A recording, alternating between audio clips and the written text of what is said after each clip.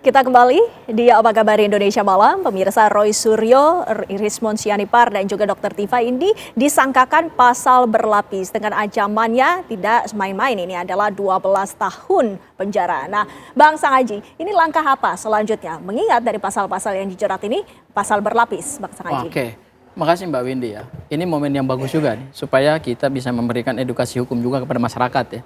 Jadi sebetulnya dalam literatur ilmu hukum pidana, tidak dikenal istilah pasal berlapis ya. Di dalam literatur ilmu hukum pidana ya, pasal berlapis itu hanya istilah masyarakat atau istilah yang digaungkan oleh media ya. Pasal berlapis itu di dalam ilmu hukum pidana material itu sebetulnya terkait dengan konsep konkursus atau summon law atau gabungan tindak pidana. Jadi seseorang melakukan beberapa perbuatan atau satu perbuatan tapi kemudian melanggar beberapa pasal. Itu yang sebetulnya disebut sebagai konkursus atau gabungan tindak pidana atau summon law. Nah, di dalam ilmu hukum pidana itu kan dikenal dua bentuk gabungan tindak pidana. Ada yang idealis dan ada yang realis. Tapi kan intinya dalam perkara ini adalah 12. Yes, betul. Gitu. Karena memang gabungan tindak pidana itu kalau dipakai itu biasanya akan diperberat hukumannya gitu. Nah, dari semua pasal yang diberlakukan oleh penyidik dalam konteks penetapan tersangka ini, kami melihat bahwa ada beberapa kualifikasi delik yang sebetulnya sangat tidak tepat sesuai dengan peristiwa hukum yang diduga adalah hukum pidana gitu. Yaitu pengerusakan dokumen elektronik 32 dan 35. Karena ini ancamannya yang paling berat. Nah, kemarin pada saat gelar perkara khusus, kebetulan di sesi kedua Bang Ade sudah tidak ikut lagi karena Bang Ade di quote and quote oleh Bang Rismon disuruh keluar gitu loh. Keberatan. Ya keberatan, akhirnya Bang Ade keluar. Keberatan. Nah, di sesi kedua itu Dan Mas Roy bersyukur tuh. Oh gitu ya. Karena bisa. Kan abang tahu kan. Ya, jadi Bang Rismon kemudian Mas Roy itu sudah mempresentasikan gitu bahwa pasal 32 dan pasal 35 ini jauh lah daripada unsur-unsur deliknya gitu. Nah, langkah ke depannya? Langkah yang akan kami lakukan ke depan setelah gelar perkara khusus ini berdasarkan juga hasil diskusi kami dengan penyidik Polda Metro Jaya, yaitu kami akan fokus untuk menghadirkan saksi AD charge, saksi meringankan dan ahli meringankan. Dan dalam waktu dekat, Polda Metro Jaya akan mengagendakan supaya saksi dan ahli meringankan yang akan kami hadirkan itu agar segera selesai diperiksa. Dan kemudian setelah itu, penyidik berencana untuk memanggil 5 tersangka lainnya dalam klaster 1. Mungkin setelah pemeriksaan itu selesai, berarti penyidik akan melakukan pemberkasan berkas perkara dan kemudian melakukan tahap 1 yaitu pelimpahan berkas. Termasuk kesiapan dari klien Bang Sangaji apabila nanti opsinya adalah penahanan? Kalau bicara penahanan, dari awal kami yakin bahwa tidak akan dilakukan penahanan. Kenapa? Karena berdasarkan pasal 21 ayat 1 dan pasal 21 ayat 4 KUHP, ya, penahanan itu kan didasarkan pada 2 syarat utama. Syarat objektifnya adalah ancaman pidananya harus di atas 5 tahun dan syarat subjektifnya adalah dikhawatirkan melarikan diri. Menurut kami, dari pasal 21 ayat 1 dan 21 ayat 4 KUHP, kami melihat bahwa penyidik dari awal tidak mau melakukan penahanan karena belum yakin terhadap uraian atau analisa yuridis di dalam unsur-unsur delik yang ada dalam pasal 32 dan pasal 35 sehingga penyidik tidak mau mengambil risiko. Apalagi kemarin setelah Mas Roy, Bang Rismon mempresentasikan analisa ilmiah mereka, itu malah membuat penyidik tambah belum yakin lagi bahwa unsur pidana di pasal 32 dan 35 yang ancaman pidananya lebih berat itu belum terpenuhi. Baik, Bang Ade, kemungkinan tidak ditahan. Bahwa saat ini Polda Metro sudah menjalankan syarat objektif ya. Jadi syarat objektif sudah dijalankan. Sekarang kami sebagai pelapor, baik itu Pak Joko Widodo maupun pelapor-pelapor lainnya, itu bermohon untuk menjalankan syarat subjektif oleh penyidik. Artinya begini, kita sudah memberikan ruang. Ya, semua sudah diberikan ruang. Gelar perkara. Nah, maksud saya adalah ini tidak akan berhenti seperti yang kita perkirakan kalau diperlihatkan case close. Atau selesai dalam artian tidak diungkit-ungkit lagi bahwa nggak ada ijazahnya. Tapi ini tetap pidana berulang menurut saya. Sehingga saya tetap mendorong Polda Metro Jaya untuk tetap melakukan upaya-upaya termasuk syarat subjektif dia untuk melakukan penahanan. Kenapa? Ini udah kelewatan. Bayangkan Mbak Windy, ya kan, sudah diperlihatkan. Ini bermasalah foto lagi, ya kan. Sebaiknya memang harus dilakukan penahanan, karena kalau nggak begini repot. Artinya semakin gaduh, semakin tak menentu, makin banyak korban. Ini udah saling lapor loh Mbak. Ya Mbak Windy, saya sampaikan, ini mereka udah saling lapor nih. Udah saling lapor antara kubu sebelah dengan kubu sebelah.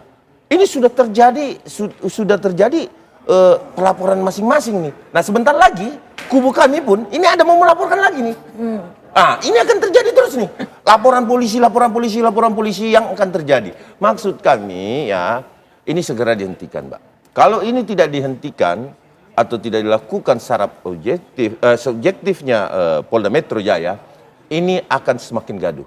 Ini yang kami harapkan supaya semua menahan diri. Sudahlah, ini kita tunggu di pengadilan lah. Tapi segera lakukan syarat subjektifnya. Oke? Baik. Terima kasih. Ditunggu, kita sekarang gilirannya dari Prof. Ibnu. Prof. Ibnu, silahkan menanggapi. Apakah benar dalam tadi disampaikan oleh Bang Sangaji bahwa tidak ada dalam undang-undang bahwa diwajibkan untuk ditahan, dan dengan adanya kegaduhan ini, apakah penahanan tersebut juga sesungguhnya bukanlah jalur yang harus diambil oleh pihak penyidik sendiri?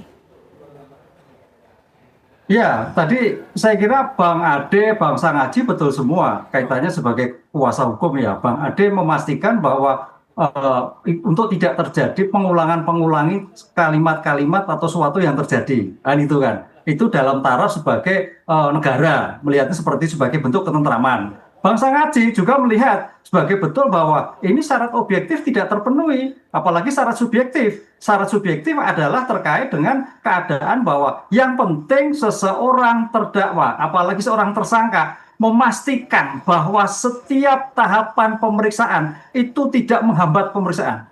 Karena esensi upaya paksa penahanan itu sebetulnya yang paling ada untuk memperlancar pemeriksaan baik tingkat penyidikan, penuntutan, dan persidangan. Nah, dengan demikian opsi yang kedua itu juga betul. Jangan sampai ini membuat gaduh terus. Tapi pertanyaannya kembali lagi pada subjektif Polda Metro. Karena itulah yang menjadikan kewenangan Polda Metro. Lain dengan KUHP yang baru.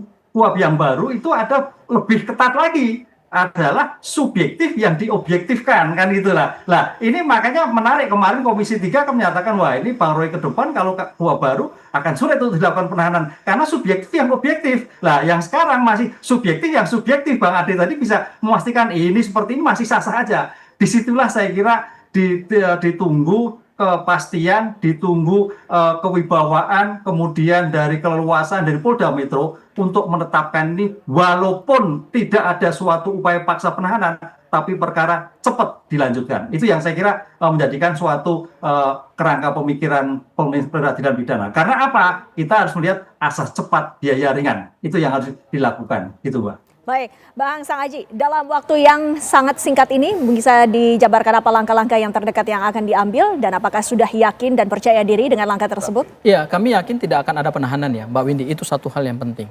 Hal yang kedua, saya ingin menanggapi dulu Bang Ade ya, soal penahanan. Singkat saja. Ya, karena penahanan karena alasan mengulangi tindak pidana. Sebenarnya apa yang disampaikan Bang Ade ini jauh lah daripada pemahaman apa yang disebut dengan mengulangi tindak pidana. Mengulangi tindak pidana itu kan kita sebut dalam literatur hukum pidana sebagai residivis. Residivis itu diatur di dalam 3 pasal hukum pidana material, yaitu pasal 486, 487, dan 488 KUHP. Ada 3 syarat untuk seseorang disebut mengulangi tindak pidana, yaitu adalah perbuatan pertama putusannya telah ingkrah, kemudian yang kedua antara perbuatan pertama yang sudah ingkrah dengan perbuatan yang baru itu tidak boleh melampaui dari 5 tahun. Tapi ada syarat ketiga yang paling mutlak, yaitu tindak pidananya harus segolongan. Nah, dari semua pasal-pasal yang ditetapkan sebagai tersangka dalam perkara ini, dengan perkara lain yang pernah dilakukan oleh tersangka, kita sebut saja misalnya Mas Roy, dalam perkara lain gitu, itu ternyata tidak memenuhi unsur sebagai pengulangan tindak pidana, sehingga menurut kami itu tidak bisa dijadikan sebagai syarat karena tidak masuk dalam tidak dalam satu golongan tindak pidana. Baik, Bang Ade, mungkin terakhir ambil kesimpulan. Artinya residivis, Bang. Mengulangi itu artinya yang saya residivis. cuma mau sampaikan adalah dari gelar perkara kemarin saya kembalikan lagi bahwa ketika kita berbicara Mbak Windy kepada bahwa pelangi itu indah, warna-warni merah kuning hijau ya kepada seseorang, tetapi kita berbicara kepada orang yang buta tetap aja pelangi itu tidak indah. Sama dengan yang kedua, bahwa ketika kita berbicara bahwa nyanyian burung itu indah dan merdu, tetapi kita berbicara dengan orang yang tuli, maka tetap saja tidak akan pernah indah dan merdu. Baik. Demikian, Mbak. Ini. Kita akan terus kawal dari kasus ini. Sayangnya Mbak Kita- Windy, ini penegakan hukum bukan panggung seni dan budaya. Baik. Itu adegium Apapun, sebenarnya. kita harapkan Itu bahwa ini adegium. semua berlangsung transparan dan juga bisa mengambil Oke, kesimpulan dan juga baik. melihat bagaimana ke depannya. Terima kasih Bang Sangaji, terima Baik. kasih Bang Ade. Sama-sama, Mbak Terima Windy. kasih sekali lagi Prof Hipnu, waktunya bersama kami di Apa Kabar Indonesia Malam.